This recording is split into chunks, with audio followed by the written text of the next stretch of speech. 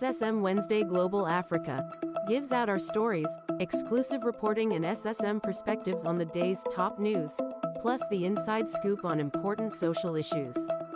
Join us every Wednesday 11 a.m. West African time. SSM Wednesday Global Africa gives out our stories, exclusive reporting and SSM perspectives on the day's top news, plus the inside scoop on important social issues. Join us every Wednesday 11 a.m. West African time. SSM Wednesday Global Africa gives out our stories, exclusive reporting and SSM perspectives on the day's top news, plus the inside scoop on important social issues. Join us every Wednesday 11 a.m. West African time. Yes, SSM Global World News Reporting, exclusive reporting, gentlemen.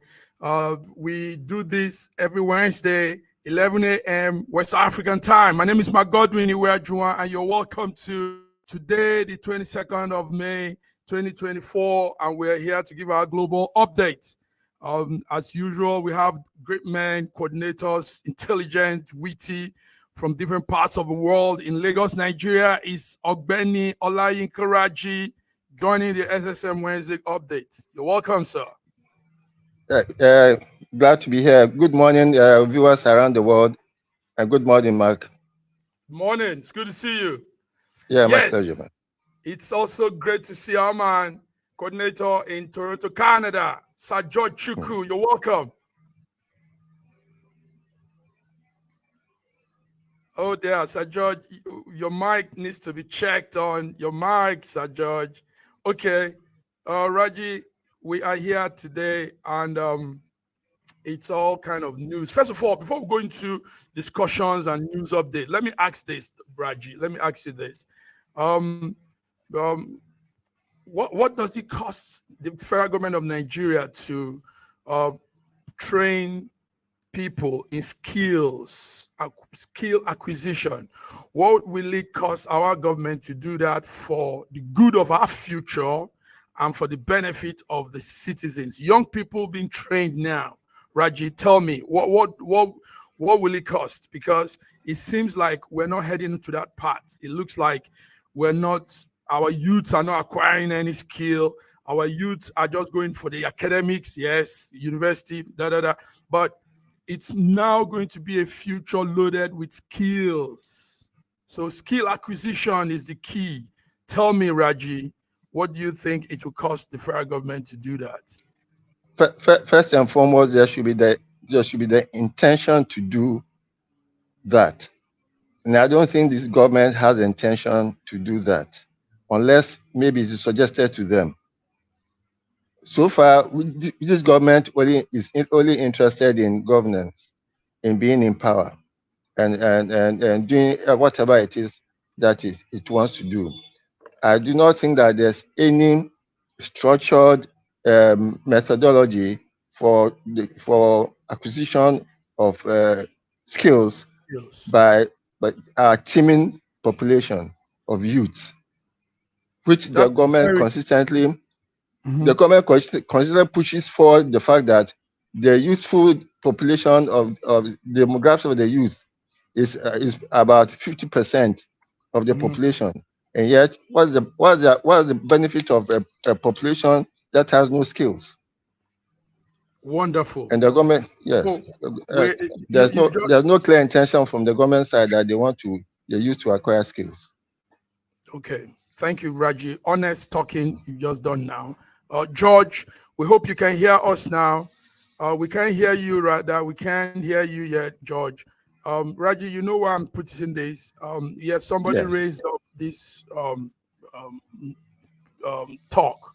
That's Labour Congress, former Labour Congress presidential candidate Peter Obi.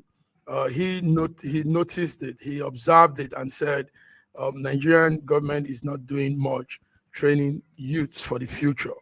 And of a truth, we think it's something to talk about. It's not a topic today. We're going to come into this next time, Raji. I hope George will also make it too. George, we're not hearing you, but it's okay. I think I'll probably go off and reload. Okay, Raji, Thank you very much. Honest talk, you dropped there. Let's come now to our topics and news updates for the day. Labour Congress rejects federal government minimum wage of 54,000 naira. The news is that the president of Labour Congress, Joe Ajiro, said that is unsubstantial. He said the proposal is unsubstantial, that they asked for 615,000 naira, and government went far below what they asked for. So the federal government said they want to pay 54,000 naira minimum wage, and Labour says, no, they are not taking it. Raji, how much is ideal for a minimum wage for the average Nigerian worker? It's not a matter of ideal. It's a matter of the fact there have never been any instance where the government has been able to pay the wages that the workers demanded. However, before we can do all this thing about wage increase and things, one has to get the economy stable. The economy has to be stable. If the economy is not stable, this new government came in and brought in a lot of variables.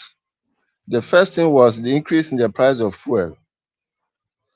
The price of fuel went from 180 to almost 600 naira per liter.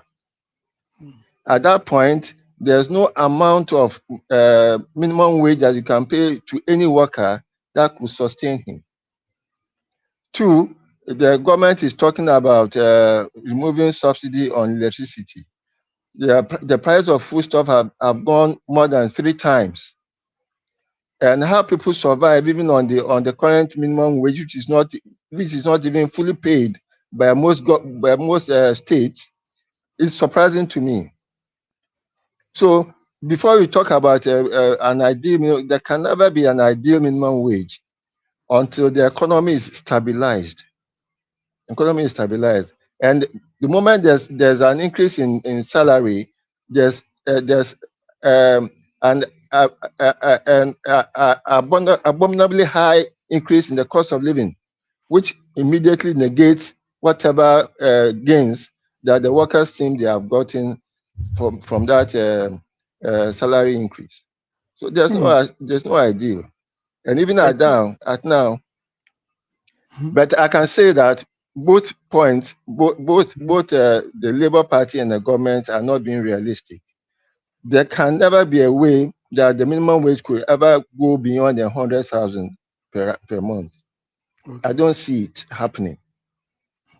So the demand for 615,000 as minimum wage is very, very unrealistic.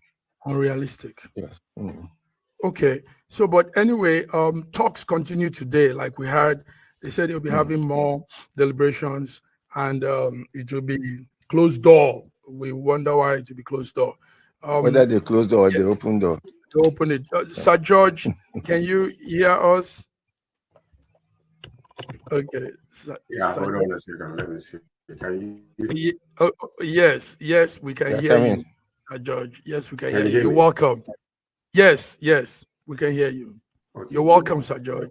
Welcome. Yeah. So so we started with and the viewers around the world. The voice is still cracky. No, it's okay. I think it's still cracky. Yeah. No. It's good from my end. Okay. Yes, it's good from the studio. Okay. Don't worry. So anyway, you were asking a question before. Let me just deal with that, for a brief moment. What would it cost the government of Nigeria to intentionally and decisively decide to train the youth of our population? You mentioned that we have about 50% of our young population. Most of them are graduates. Most of them are graduating. So this is something that, for a nation that thinks in the future, this is a disaster waiting to happen. And we're seeing little signs or spots of it with all the insurgencies and the problem that we're having all over the nation, simply because of unemployment, simply because of industries are coming into the country, and we're not training our youths to become real resources around the world, like what India did. The reason why they're not doing that is simply because of this. Number one, weaponization of poverty will make all the nation become vulnerable to the elites that are ruling us. That's number one. If they really are servant leaders, rather than just being political leaders that can think about the future and want to make a name for and prosper the nation, they know what to do. But one thing I can guarantee you is that they are not doing it intentionally. Because as long as you keep them poor, keep them desperate, if you throw a crumb on the ground, the dogs and the humans will scramble to get those things. That is so bad. Don't tell me that they don't know. Look at the world around them. They don't know what is happening in China. They don't know what is happening in India. They don't know what is happening all over the world. They know what to do. But this is an intentional, purposeful behavior among our politicians to keep the people weaponized with poverty so that they cannot open their eyes. Let me tell you what is really happening here. The same thing the Europeans and all these our colonized countries are doing to us in Africa is what our politicians are being nurtured to do to our own people. And that's the reason they don't want any clean person to become a president or a prime minister in Africa. They want somebody with a corrupt background so that they can always squeeze that person the way they want. That's the reason. If not, what is stopping them? Nothing. If not, what is stopping them? George, you just put it very more stronger. Yes, it's a very sad situation, gentlemen, and I'm happy you both realize this. A skilled, acquired people generation stands to gain a lot as the future rolls by. Yes, Massive Mark. One second, please. Let me give you a perfect example of what I'm talking about. India. Okay. India, when you come to Canada and you come to America, what they specialize in, they love science, they love accounting, they love math, they love all those things. But when technology came in, IT and all that kind of stuff, they in their own country developed and made sure that their people are so well prepared for the upcoming, revolution that is going on. Yes. And today they are leading everywhere you are. In Canada, they are being brought in so easily. They come in because they have skills to present. They have skills to maintain the revolution that is going on, the IT revolution that is going on. So these are countries that are thinking progressively, not the people that are thinking with their pockets. So that's what we're seeing in Nigeria. And anybody that rises up, listen to this, any individual that rises up in Nigeria and begin to think like the white man, they will do everything to suppress that individual and make sure that person does not become a leader. Yes, that's what's happening. But now, gentlemen, let's come back. Since we're talking about this, let's put this. What about, since the government is not making this effort, what about organizations, individuals that can? What about them stepping in? Because there are individuals in Nigeria that can set up technical, vocational schools. There are organizations also. Raji, you belong to the Rotary. Yes. I mean, the Rotary could think in this line, organize vocational schools, or vocational summer camps, like a 2-month, 3-month skill acquiring camp. I mean, these are things that should be done, not partying. We have done too many parties in Nigeria. Too many music and entertainment is what drives us, and we're still not even making money out of that too. But it's time to think in and it's time to begin to acquire skills. It's Yes. diverse. You have so many genre of skills. Thank you. Go Yes. ahead, Raj. There are a lot of incubation centers in Nigeria, mostly in the southwest, where they are trying as much as possible to give to youth some level of skill. The Rotary Foundation has something like that, and every year we have the camp that we do at Apapa, the Apapa camp, where we bring youths, more than 300 youths together, and try to infuse them with creative ideas that they can develop later on their own, because we plant the seed for their creativity, and then they can build on it. Every human being is born with a creative spirit, and most people's creativity are killed by the time they are 10, 11. But what the Rotary does is to actually regenerate that creativity in man, and be able to help him to build on that, on the foundation that he already has, and then affords him various perspectives where he can actually come into it to do what he has to do. There are a lot of incubation centers, and there are a lot of individuals doing a lot of things to do that. Yes. George, incubation centers. Yes. You see, you do something for which the benefits exceeds the cost. You know a dead fish when it starts taking from the head. That's one of my favorite quotes.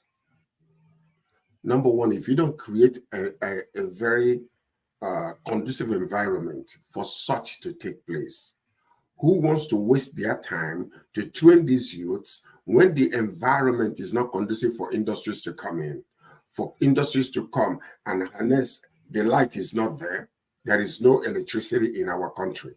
We're still dancing in 2024. Just belly aching and whining like, we are just still in 1940. So tell me any wise thinking man who wants to invest on the youth, and after they are trained, there are no industries, there are no conducive environment for industries to come in or technological industries to come in and invest.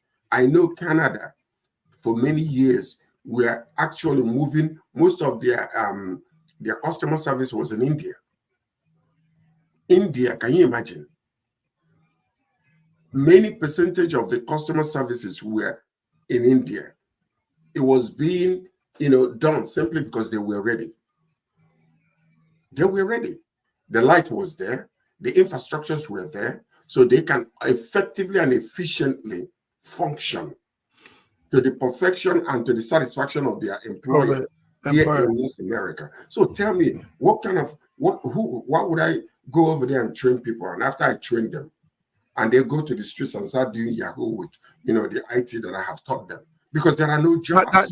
That's what I was going to put. That's what is going on. The essence of also being trained is to use for the good of mankind, use for the good of the community. Exactly.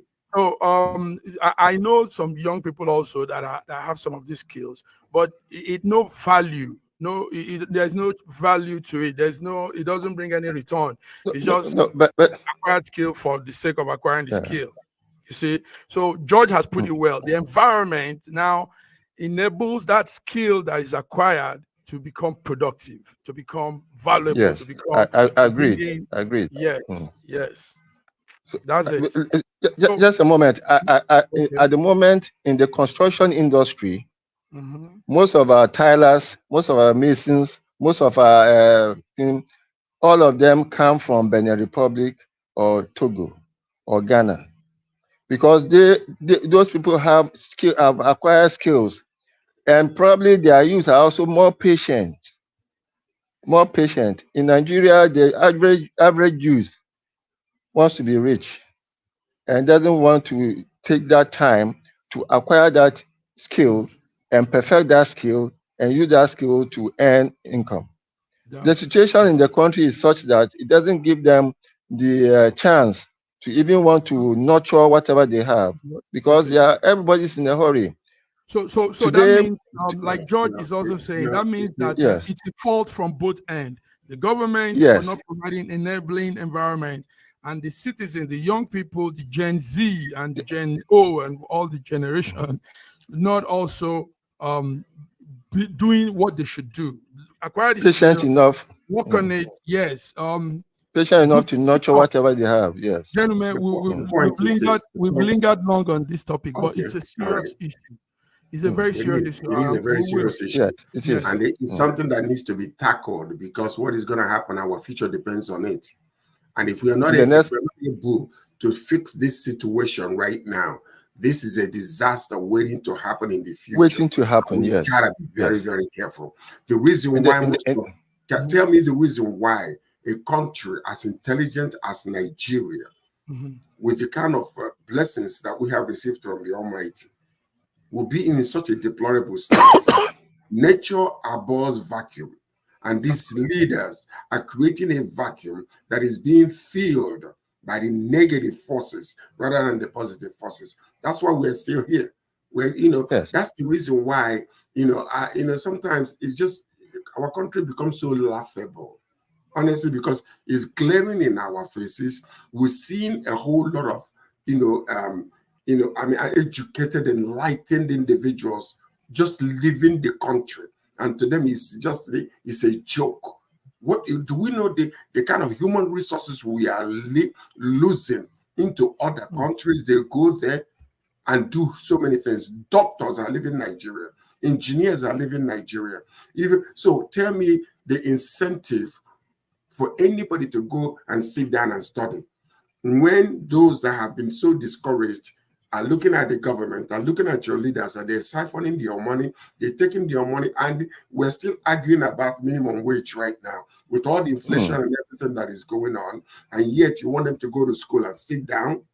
They're looking at these people, with a glamorous life, because they're doing 419, doing Yahoo boys, they're doing these things. And what is happening with them is they are showcasing that they are prospering through their own negative intelligence, or they're harnessing the positive intelligence to negative, aspect, that they're making money out of it. So that's what the youths are. So there is a vacuum that the leaders are creating, and someone or people that are there to bring a change, a permanent change in our country, they're being fought against. That's the kind of nation that we have. Unfortunately, but it is so. This is interesting. I really don't mind if we use half of the time to talk about this, because it's really serious. And we've It's a serious actually used matter. half of the time. But the remaining few minutes, we have to go to break. George, we also talked about what you just said now, the minimum wage situation. As at this morning, I think right about now, an ongoing meeting is there in Abuja between the Labour Congress and the federal government. Now, the federal government says they are staying on 54,000 naira, while Labour is saying 615,000 naira. Raji said both ends are not being realistic. Raji, is that not what you said? That Yes, sir. yes. Let's go on that again. Raji, say what you say so George can take it from there. Yes. Between 54,000 and 615,000 is a wide gap. Both government and the Labour Party are not very Labour Union are not really realistic.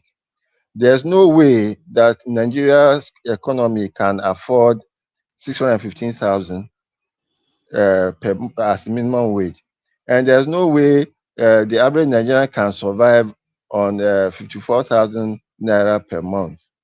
It is unless we get the economy stable, unless we try to bring the indications, the indices that spike cost of living include cost of fuel,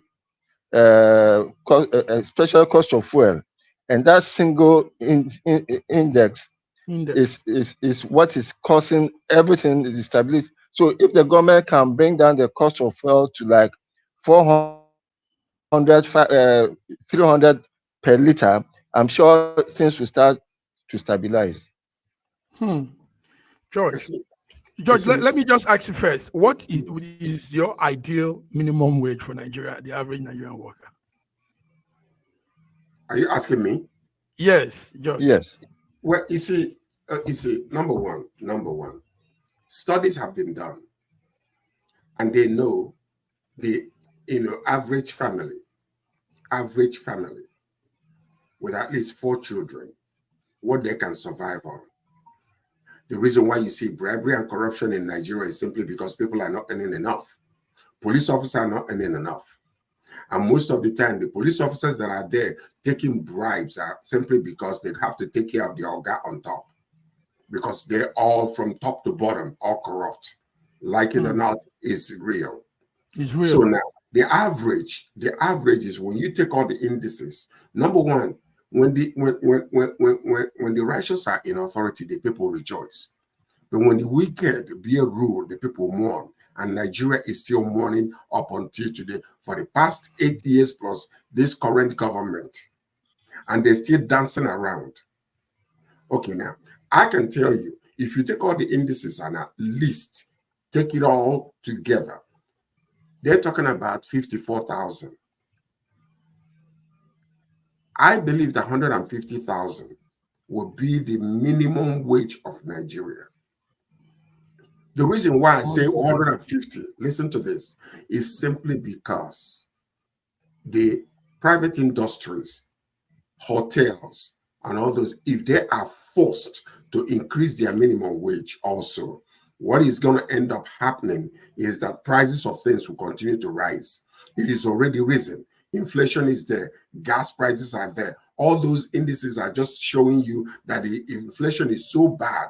When you up now move that particular minimum wage so high, what is going to end up happening is that most of these hotels will not be able to afford to pay them unless you and I, when we go and stay in this hotel, we're going to be paying arm and a leg, which is already happening, and it will go up higher. So when you're considering what the government is doing and the civil servants are there with them, the police officers and those that are working, you have to consider the private sector too, because this minimum wage will affect them. So that's how we think. So if we bring it on an average from 615 to 54,000, let's bring it all the way down to 150.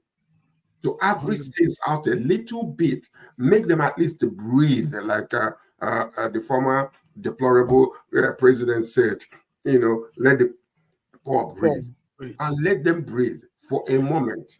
For a moment. Thank you, George. I can tell you the reason why this Labour Party, the Labour Congress is insisting on that is simply because they know that it is impossible for the government to agree to 600 and something. So they're leaving it so high so that when they come up a little bit, they will come a little on the average to bring it up a little bit.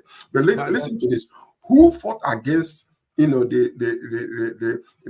senators and the House of Representatives when they increased wage for themselves? That's the it. The whole nation was crying out. What did they do? They went ahead and approved that. Yes, we're going to come to this. George, good one. So Labour Congress, Nigerian Labour Congress, if you're listening to SSM, we here say our own take is 150, and let that stick with the government's own wage too. So minimum wage we are saying is 150. That will be considerable for the average Nigerian as today. George, good one. The meeting is going on. They reconvened the meeting this Wednesday. So let's see the outcome by tonight and know what they've concluded. Gentlemen, I want to thank you. George, you came real strong on all of this. Let's go on a small break, and we'll be back. More strong issues, more very hot topics. We'll be back, gentlemen. We'll be back. Thank you.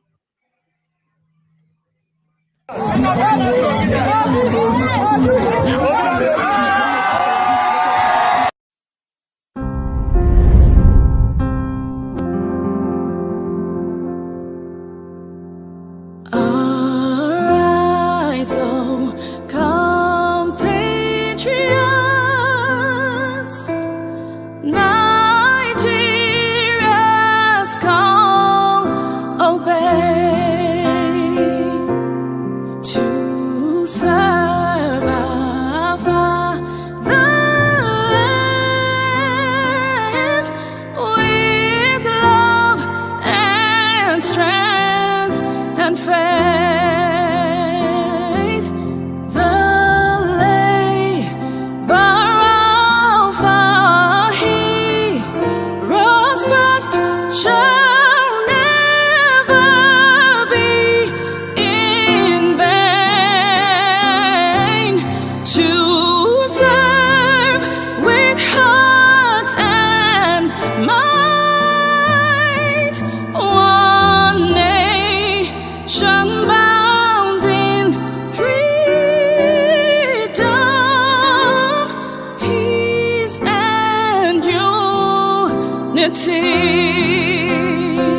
This country has some of the most extraordinary culinary diversity in the world. I'm talking about Nigeria. This first dish is amala abula, made popular by the Yoruba people in southwest Nigeria. It starts with amala made from dried yam and then is covered in a variety of soups. Next we have ofe nsala, a white soup that is synonymous with the Igbo people of southeastern Nigeria. It goes best with fufu, or akbo as the Igbos call it. Next we have suya, the most well-known food of the Hausa and Fulani people of northern Nigeria. Meat is covered in a peanut-based powder called yaji and cooked over an open fire. This is banga and starch, a classic of the Urhobo people of Delta State. Lastly, we have onunu, a plantain-based swallow of the Izon people in South Nigeria. We are eating it with fisherman soup, popular throughout this whole region. And of course, we don't forget the jollof rice. This is popular everywhere in Nigeria. I think what makes Nigeria so great is the diversity of all the different people coming together. These beautiful ethnic groups living side by side, sharing culture and cuisine is what makes Nigeria such an amazing country to visit. Nigerians should be so proud of that cultural heritage, as there is so much more that unites than divides them.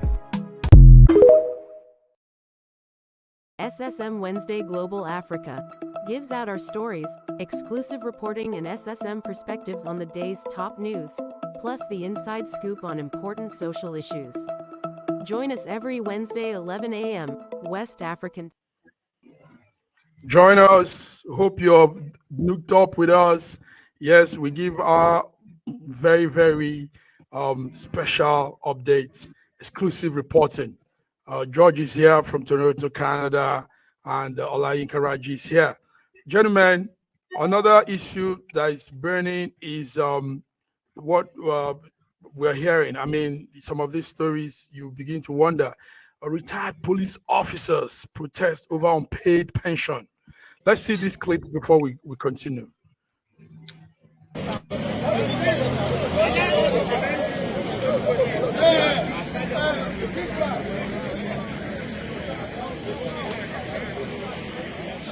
So what you're seeing there, gentlemen, is the protest was happening yesterday up till 5-6 o'clock in the evening, Abuja time, and they are all different police officers from different chapters of the country. They are all on one cause, lamenting on the untold hardship they are faced over their pension not being paid. The retired police officers all came together in Abuja and said they have to now protest. Meanwhile, we all know that regardless of whatever financial crisis we're going through in Nigeria, the ex-governors and their vice all collect pension. Members of the House of Rep, a lot of ex-members and all that all collect pension. And these police officers are going through this. And we complain of police taking bribe. George, you just talked about that. And I mean, imagine where people are not paid. These are old men that put in their service to the country, and they are now meant to stay without no support. Raji, how do you feel? It's disheartening. Raji, let's hear from you first. The annoying thing is that most of the pensions might have been stolen by people who are supposed to manage the pension. We remember the case of the last guy who was brought to court for squandering more than 23 billion naira of police pension. Yes. He was brought to court. The case is still in court. Yes. The man was asked to refund some amount, but there's nothing has happened. Recently, we heard about the government going to dip its hands into pension funds for whatever infrastructure they intend to do. And people are saying that, look, leave pensioners' money alone. Don't invest pensioners' funds, so that when the person goes into retires, he can claim all the pension he has been paying for the past 35 years. But the government is still adamant that they have to spend the pensions fund, which goes into trillions, for some infrastructure. The infrastructure including probably the 15 trillion they want to spend on a road. Leave pension. Most people, the police pension funds have been squandered, have been stolen by the person who are supposed to be managing it. The case is in court. As for those, but they won't also go and invest the governors and the vice president, all these people's no. That's entirely different. That's entirely different. In fact, we shouldn't bring that one in at all, because those governors, those VPs, that's a complete different. We shouldn't even muddy the waters with their own. But for a man who has spent 35 years working for a pension, he has been contributing to that pension, and that pension has been mismanaged by somebody, and the case is in court. The last time I heard was that the man was even given an option of a fine of maybe for 750 million or 750,000 naira in lieu of. Meanwhile, the man has squandered 23 billion naira. What is that? It's George. It is sad. Let me tell you something. When you take a gun and kill somebody, they come after you. When you intentionally and publicly poison somebody to death, they come after you. But there are so many that are dying in that country.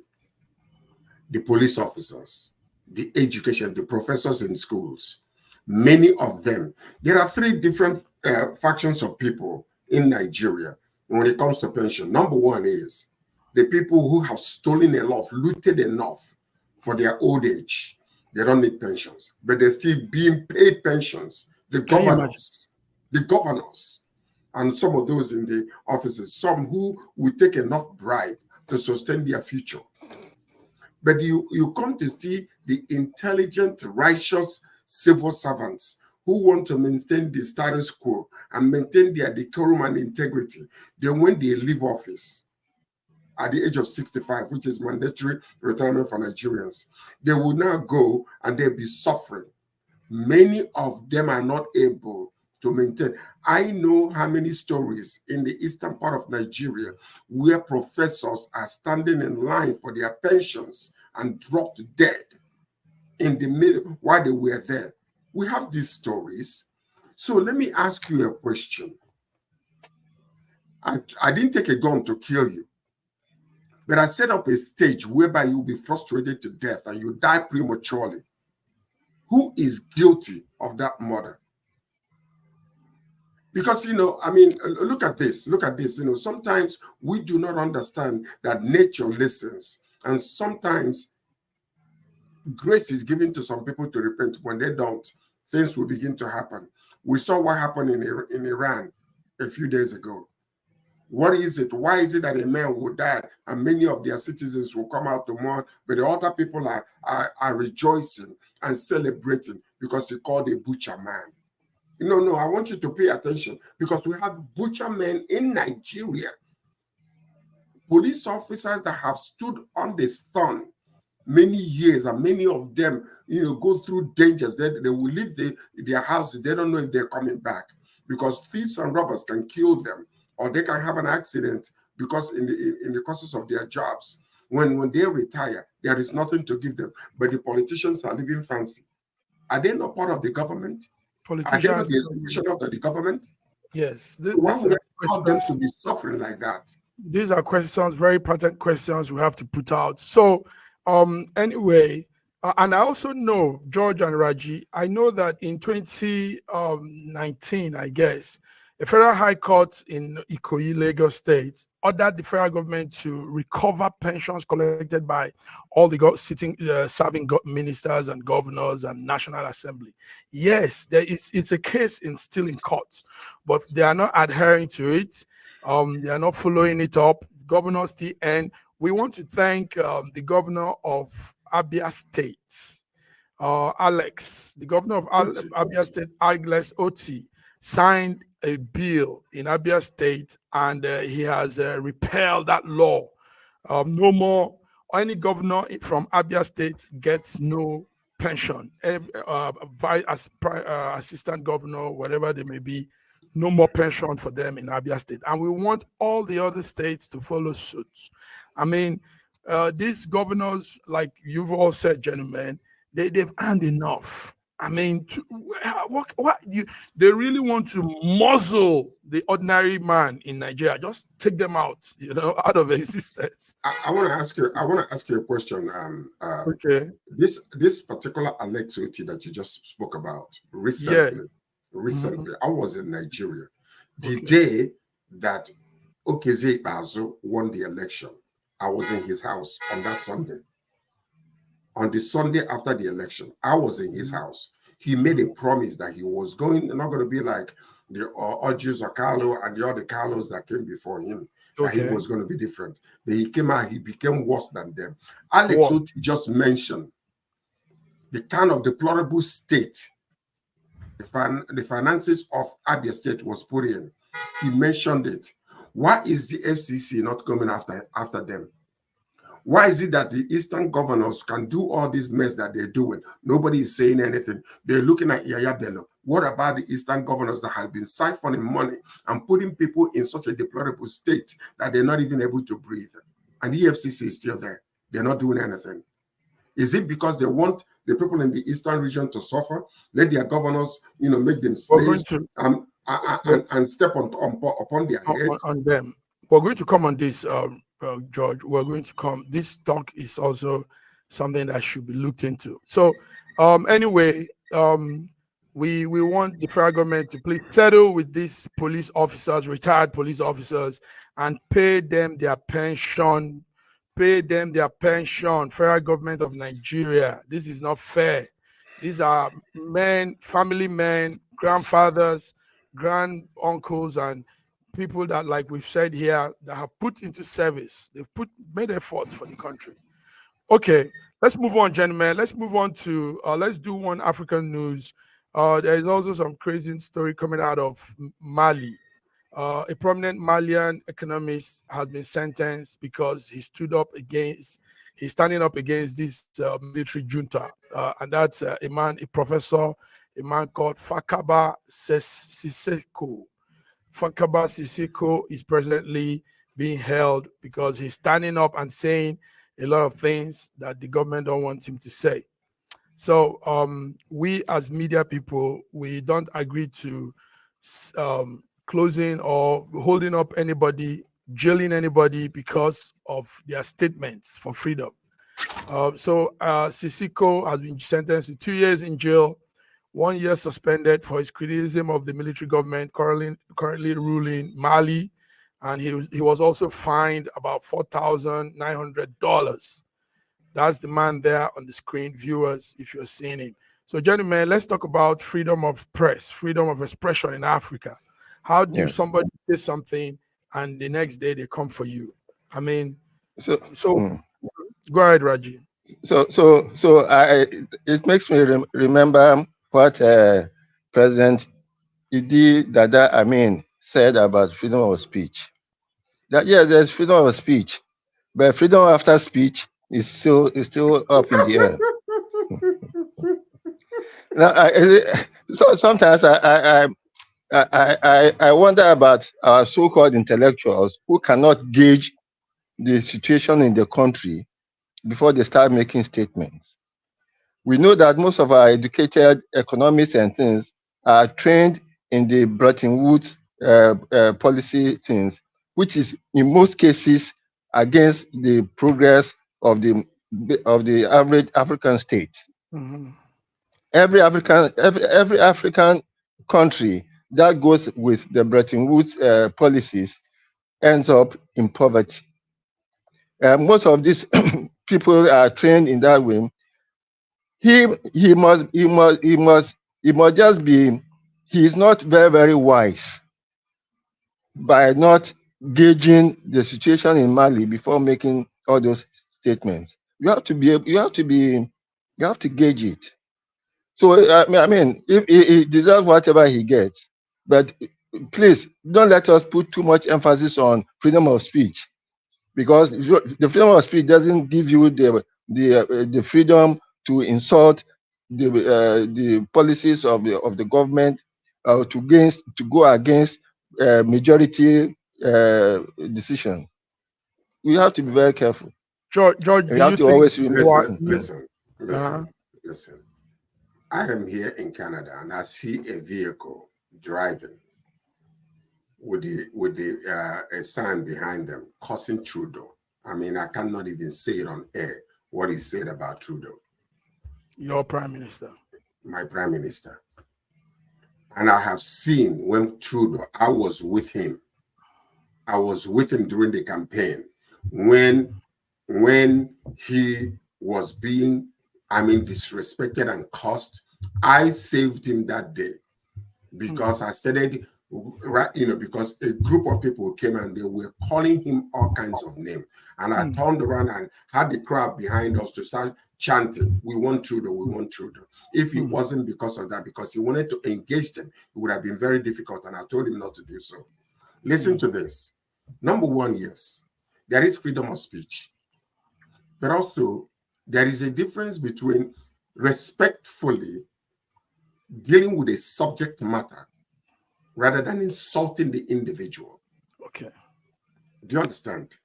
You can talk about what they do wrong with all due respect, but don't insult the individual. The reason why Nnamdi Kanu is still locked up today and why I believe that Buhari is still making calls under the table to keep him there is because of all the insult that he received.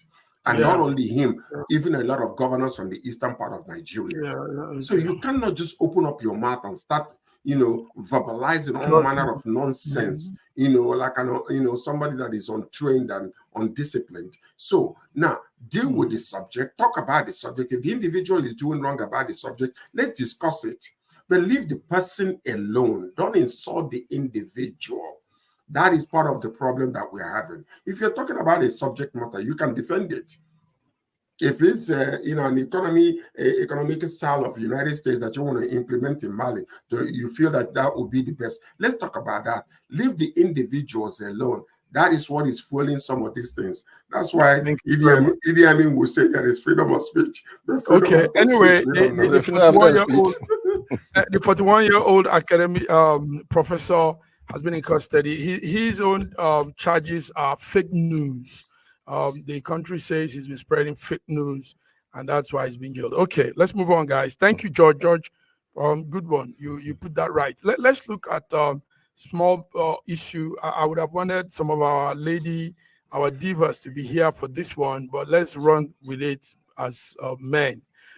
There's a rising case of child adoption in Nigeria. I don't mean the Boko Haram kind of adoption.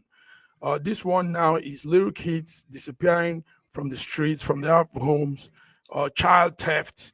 And I think we should be talking this because it's becoming very serious. Children are being kidnapped, put into forced slavery, forced labor, sexually abused. Child trafficking is on the rise in Africa, more in Nigeria. They say that in every 5 minutes, I think, a child goes missing. Every 5 hours, the statistics says every 5 hours a child is missing in Nigeria.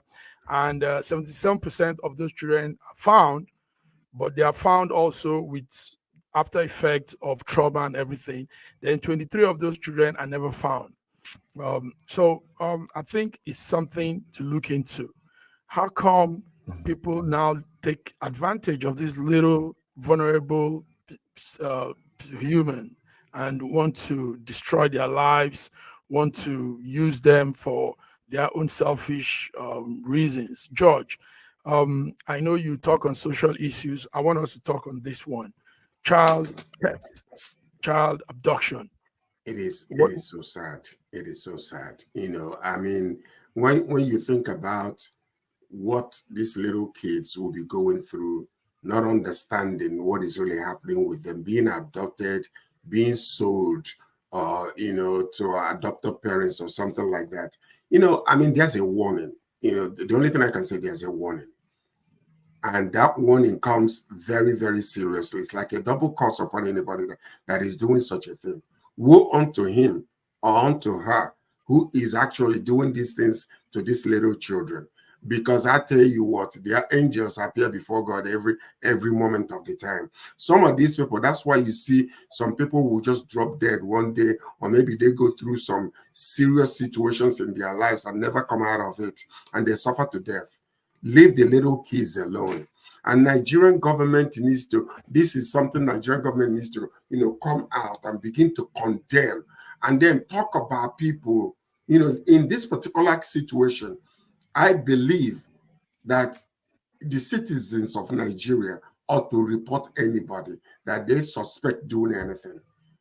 And now, honestly speaking, it is so, so sad, because what we're looking at, somebody once said that when you're carrying somebody's corpse, it looks like you're carrying wood on your head. But when you think about the parents that are going through these things and what kind of difficulties, this little child, psychological difficulties, emotional difficulties they go through, not knowing where they are, why they're being taken to another place, and they go through this. Some of them are used for different kinds of things, sexual abuse and all that kind of stuff. It is so sad. And this is one area that the government needs to appoint a minister to look into that and make sure that it is well taken care of. If the welfare minister ought to take charge of this, they need to have a hotline where people can call and report such situations. Because a lot of times people see these things and they don't do anything because they feel like, okay, if I do it, then what is going to happen? Maybe I become a victim myself. But if you have a hotline where you can call, report such situations, I am telling you that, a lot will be reported, and many of these things, people will be afraid to engage in such deplorable acts. Raji, you just released that, like angry breath. Tell us, how do you feel about this? Coupled with this, gentlemen, also a statistic just came out that 5.9 million Nigerian children are faced with their food crisis. Yes, Go ahead. Yes, it's a very sad situation, but I must commend the Lagos State government, because the Lagos State government is doing a lot in this area about domestic violence, about child abuse, and all those things. In fact, they have a hotline that you can call whenever you have any challenge in that area. I must commend the Lagos State government, and I think it is something that all other state governments should emphasize. Yes, should emphasize. But the situation is such that because of the economy of the country, economics of the country, there have been so much abandonment of children, even by their parents. I've heard cases of where a woman had just abandoned a child and taken off, or attempted to sell the child and all those things. But the economic situation of the country does not justify that. It does not justify. Because it doesn't justify it. But I think especially starting from the local government, I think they should have a look at all these things. But I commend the Lagos State government for doing something about that. So we need more agencies to begin to look into this, not just the Minister of Youth and Culture and all those humanitarian things. Starting from the local government. Yes, local government should take it up. Even communities, regional communities. But you see, the situation is far worse in the north. Far worse in the north, where you have up to 20%, more than 20% of the youths on the street.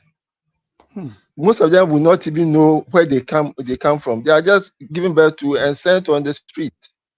In the north, it is criminal. Yeah, it's criminal. Down south here, we still have some human feelings.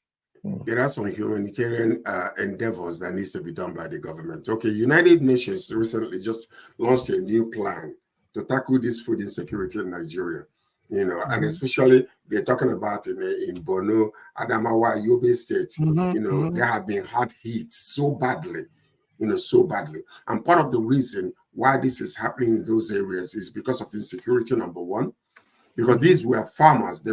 This is where the majority of the, you know, what the Jamaicans will call ground produce comes from. They plant a lot, ground produce, yes. They come from these areas. So when you now see a replacement being taken place by whoever that is planning all these things, driving these people out, kidnapping a lot of them, and they're now replaying this area, you know, bringing them back again. Even sometimes when they come back, their houses are gone, their lands are gone, and they have no way to report, because this is an institution that is being done by particular individuals to replace these people, because most of them are Christians. They want to replace them with Muslims. And then secondly is what we're talking about, this particular, what do you call it again? The water that is coming and then destroying everything because of lack of planning. You know, that's what's happening. Food shortages are taking place, number one. Number two is a flood, a lot of flood taking place in these areas and destroying their lands and all that kind of stuff. They say that 700,000 children under 5 in these places are malnourished. Should it not call the attention of the government from the federal to the states? Should it not be where they can actually, you know, what they are doing, they can, you know, do something, at least to people to eat natural food, to sustain them, give them a balanced diet. Right. Because what is happening is, we are talking about this, is, you know, Red Cross is bringing all these studies to us. But in actuality, you can multiply the number they give us by 10, because that is the actual number. Most of these numbers they give it, yes, they're giving you a hypothetical number, but the real numbers are higher than this. So these are things that needs to be done. The government must pay attention to these things. You know how we're talking about this? Let me just bring out a warning here again. You see how we are talking about this, how painful this particular situation is, and a lot of people are feeling it. There might be some people who are looking at all these things and are waiting for the opportunity to hijack the government. And tomorrow now, because the government refuses, you know, to do something about it, and we start crying, oh, we don't want military government, we don't want military government. You better pay attention and do what you ought to do, because you are a servant to the nation, and you ought to be a servant leader, you government people. Because tomorrow, I know that, you know, North America and Europe doesn't want anything to happen to Nigeria. But if you are elected as a servant of the nation, do your job and do it efficiently and equitably. That's all we can say about that.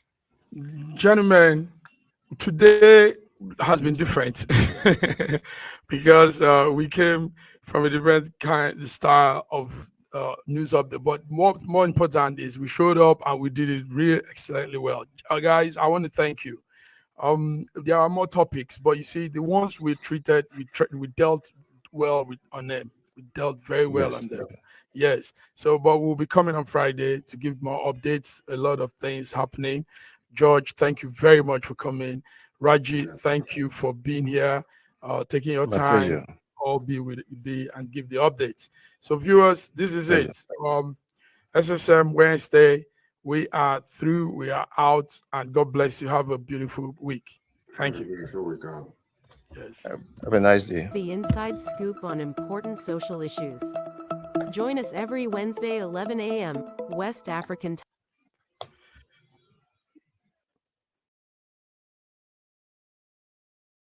SSM Wednesday Global Africa gives